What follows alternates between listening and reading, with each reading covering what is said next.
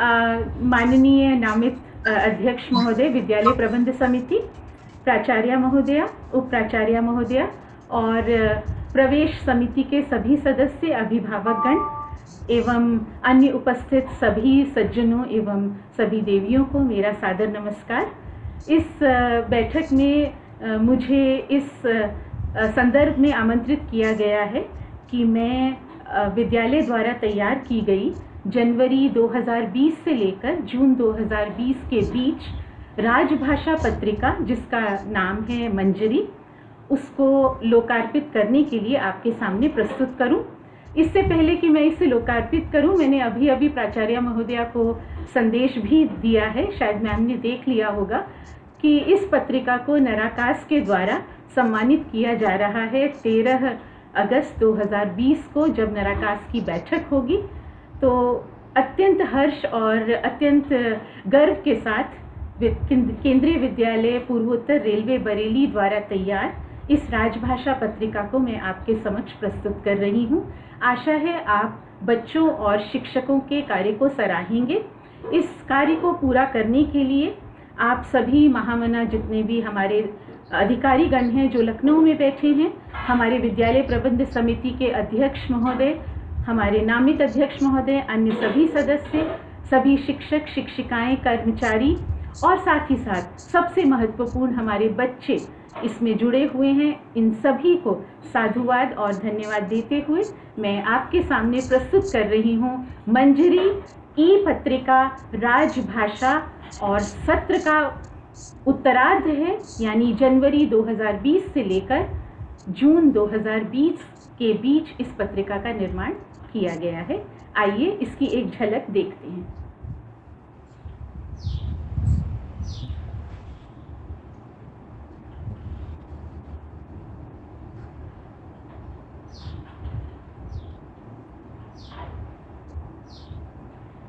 केंद्रीय विद्यालय पूर्वोत्तर रेलवे बरेली द्वारा तैयार ई पत्रिका मंजरी 2019-20 ये एक राजभाषा की पत्रिका है। जैसा कि हम सभी जानते हैं, हिंदी हमारी राजभाषा है और हमारे विद्यालय में सत्र में कम से कम 2 राजभाषा की पत्रिकाएं तैयार की जाती हैं। वरदहस्त हमारे ऊपर हमारे माननीय श्री D.K. द्विवेदी सर, उपायुक्त केंद्रीय विद्यालय संगठन लखनऊ संभाग, तथा हमारी सहायक आयुक्त महोदया श्रीमती प्रीति सक्सेना महोदया का रहता है। साथ ही साथ मार्गदर्शन एवं तरह तरह के परामर्श के लिए डॉक्टर अपर्णा सक्सेना हमारी प्राचार्य हर समय उपलब्ध रहती हैं। आप देख रहे हैं प्राचार्य की कलम से, जिन्होंने हिंदी पत्रिका मंजरी के प्रकाशन के लिए अपना अमूल्य सहयोग देने के लिए विद्यार्थियों और शिक्षकों को बधाई भी दी है और बहुत बहुत धन्यवाद एवं हर्ष का अनुभव भी किया है। उन्होंने गुरुदेव रविंद्रनाथ ठाकुर के इस वचन को यहाँ कोट किया है, हम चाहते हैं कि सारी प्रांतीय बोलियाँ जिनमें सुंदर साहित्य की सृष्टि हुई है अपने अपने घर में रानी बनकर रहें और आधुनिक भाषाओं के हार की मध्य मणि हिंदी भारत भारती होकर विराजती रहे। वास्तव में गुरुदेव द्वारा कहा गया यह कथन अमूल्य है। इसके साथ ही अब एक आप प्रशस्ति पत्र देख रहे हैं और मेरा सदैव से ये मानना रहा है कि जब से मैडम का आगमन हुआ है विद्यालय में, प्रशस्तियों की श्रृंखला हमारी झोली में आती ही रहती है और ये गृह मंत्रालय भारत सरकार के द्वारा नगर राजभाषा कार्यान्वयन समिति के अंतर्गत पिछले 2 वर्षों से हमें लगातार मिल रहे हैं ये प्रमाण पत्र हिंदी में बेहतर उत्तम प्रदर्शन करने के लिए। संपादक के तौर पर मैंने भी सभी को धन्यवाद दिया है, जिनमें विशेष धन्यवाद उपायुक्त महोदय और हमारे अन्य अधिकारियों तथा उनके साथ साथ जी सर।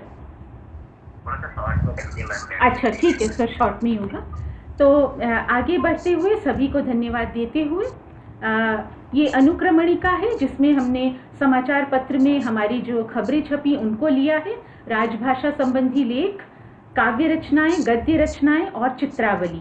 संपादक मंडल में मैं श्री विजेंद्र कुमार व्यास सर का विशेष तौर पर धन्यवाद ज्ञापित करना चाहूँगी। साथ ही साथ सहयोग के लिए श्री अंकुर सक्सेना जी को भी सादर धन्यवाद। ये आप देख रहे हैं समाचार पत्रों में।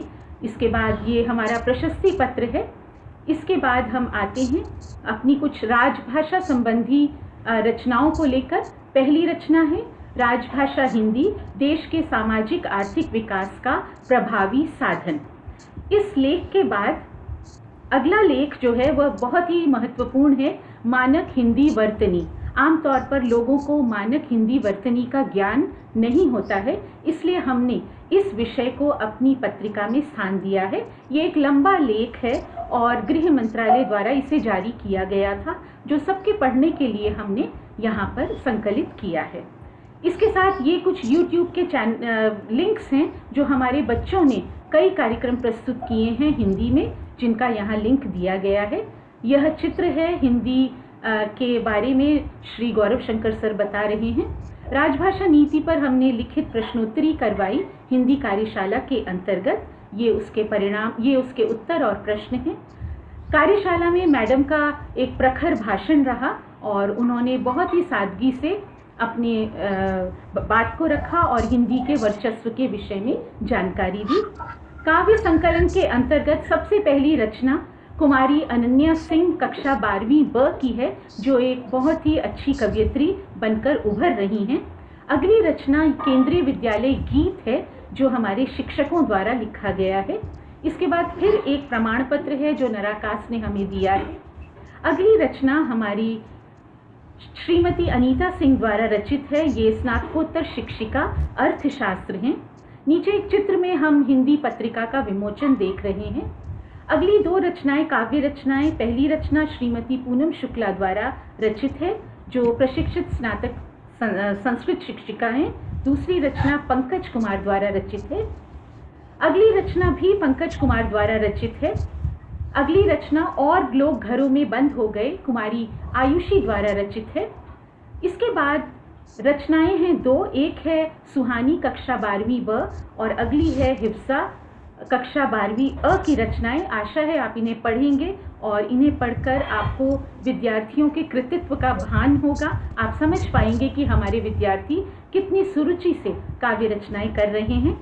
अगली रचना ये गद्य रचना है, जो श्रीमती सुहेला निज़ाम उस्मानी द्वारा रचित है। इसमें तरुणोत्सव के कार्यक्रम के विषय में बताया गया है। अगली रचना श्री M.K. अग्रवाल सर द्वारा रचित है, जो स्नातकोत्तर शिक्षक रसायन शास्त्र हैं। इन्होंने CSIR के भ्रमण के विषय में, जो प्रोजेक्ट जिज्ञासा के अंतर्गत हर वर्ष करवाया जाता है, उसके विषय में जानकारी दी है। यहाँ पर कई YouTube के चैनल्स दिए गए हैं, जिनमें राष्ट्रीय पठन सप्ताह के अंतर्गत की गई कार्यवाही और कार्यक्रमों का ब्यौरा है। इसके साथ आपको बड़े हर्ष के साथ मैं यहाँ बताना चाहूँगी कि एक परिचर्चा का आयोजन किया गया इंटरनेशनल ओलंपियाड फाउंडेशन द्वारा, जिसमें वर्तमान परिप्रेक्ष्य में ऑनलाइन हिंदी भाषा शिक्षण, चुनौतियाँ और संभावनाएं, इस विषय पर परिचर्चा हुई। मुझे समन्वयक के रूप में वहाँ बुलाया गया और अत्यंत हर्ष और गर्व के साथ मैं बताना चाहूँगी, सभी वक्ताओं में सबसे प्रखर वक्ता के रूप में डॉक्टर अपर्णा सक्सेना हमारी प्राचार्य महोदया ने भाग लिया। उसकी एक रिपोर्ट यहाँ पर, आख्या यहाँ पर दी गई है। ये आप बैनर देख सकते हैं, जिसने फेसबुक, ट्विटर आदि पर बहुत अधिक वाहवाही लूटी और वाहवाही मिली इस बैनर को, क्योंकि हिंदी विषय पर बात करने के लिए लोग बहुत कम मिलते हैं और मैडम जैसी अच्छी वक्ता तो शायद ही मिले कहीं। इसलिए ये परिचर्चा अत्यंत सफल रही और इसमें जो बातें बताई गई वे वास्तव में अनुकरणीय हैं। इसके बाद मैडम की ही एक रचना है यहाँ पर, सीखने के प्रतिफल। शिक्षा के क्षेत्र में आजकल लर्निंग आउटकम्स के विषय में काफ़ी चर्चा हो रही है। नई शिक्षा नीति में भी इसकी चर्चा है। हिंदी भाषा शिक्षण में किस प्रकार से लर्निंग आउटकम्स को समझें और कैसे विद्यार्थियों को सीखने के प्रतिफल के अनुसार शिक्षण कार्य किया जाए, अधिगम हो उनका। इसलिए इस विषय पर, यह कठिन विषय है, लेकिन इस विषय पर मैडम ने बड़ी ही सरल भाषा में अपने विचारों को रखा है। ये पिछली बैठक का चित्र है, जिसमें माननीय श्री मनोज कुमार जी उपस्थित थे और यहाँ पर भी हमने एक पत्रिका का विमोचन किया था।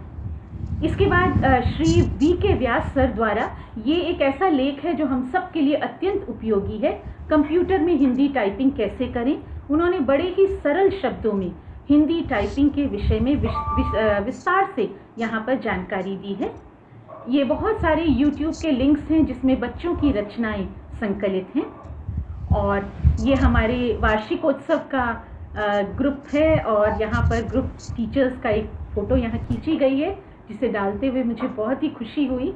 और अंत में सबसे अधिक हर्ष का कारण बना पिछला साल, क्योंकि एक भारत श्रेष्ठ भारत पर्व के अंतर्गत राष्ट्रीय स्तर पर श्रीमती रेणु सक्सेना जी के निर्देशन में हमारे विद्यालय का समूह गान, जो कि अंतर्राष्ट्रीय ग्रुप का था, उसमें हमें राष्ट्रीय स्तर पर दूसरा स्थान मिला। ये विद्यालय के लिए अत्यंत गौरव की बात है। मैं बहुत जल्दी मैंने अपनी बात को आपके सामने रखा है। आशा है आप इस पत्रिका को अवश्य खोलेंगे, इसे अवश्य देखेंगे और विद्यार्थियों द्वारा किए गए प्रयत्नों को अवश्य सराहेंगे। अगली बार हम इससे भी बेहतर पत्रिका बनाने का प्रयास करेंगे। इस आशा के साथ इतना समय निकालने के लिए आप सभी को बहुत बहुत धन्यवाद। धन्यवाद सर।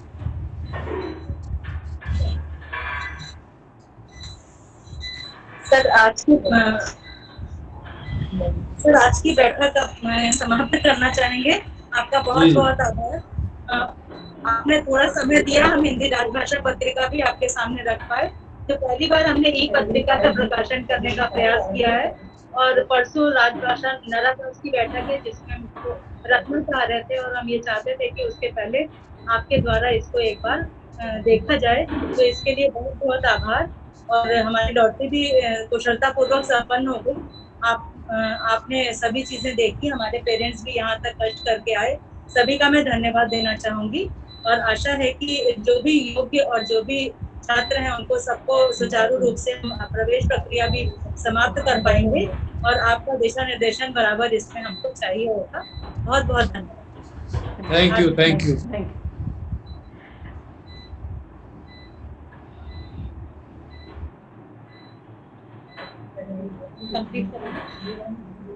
मैम मैं हो जाऊँ लेफ्ट?